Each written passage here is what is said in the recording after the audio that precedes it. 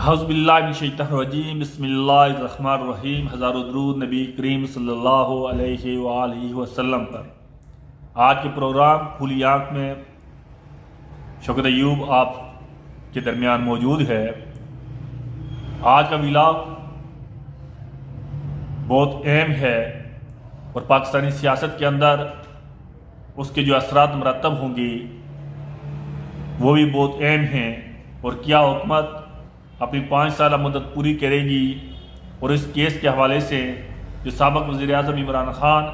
اور ان کی بیوی بشرا بیوی کی سزا کے خلاف جو آج کیس آیا ہے،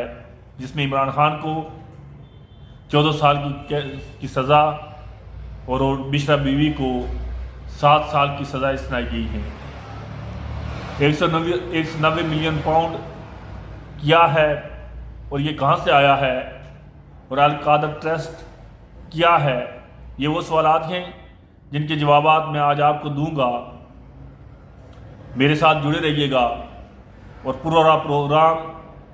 آپ دیکھیں گے تو آپ کو تمام حقیقت کے بارے میں پتہ چل جائے گا۔ یہ کیس اسلام آباد کی احتساب عدالت نے 190 ملین پاؤنڈ کا کیس جو عمران خان کو 14 سال کی قید اور 10 لاکھ روپے کا جرمانے کی سزا سنائی ہے۔ عدالت نے اس مقدمے میں عمران خان کی اہلیہ بشرا بیوی کو بھی 7 برس قید اور 5 لاکھ روپے جرمانے کی سزا سنائی ہے، اور القادر یونیورسٹی کو سرکاری تحویل میں لینے کا بھی حکم دیا ہے۔ یہ فیصلہ احتساب عدالت کے جج ناصر جاوید رانا نے یعنی آج 18 ستمبر 2024 کو محفوظ کیا، جو 3 مرتبہ تو اس سے پہلے ملتوی ہو چکا تھا اور آج اس نے کیا ہے۔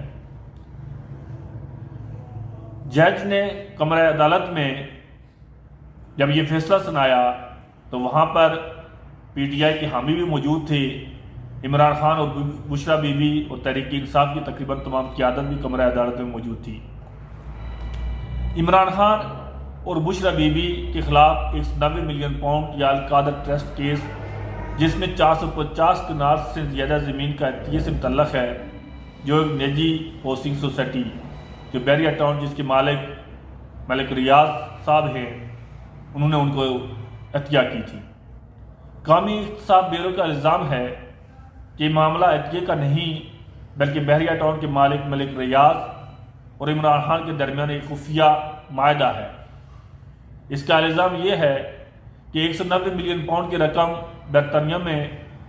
جو منجمد ہو گئی تھی، پاکستانی حکومت کے حوالے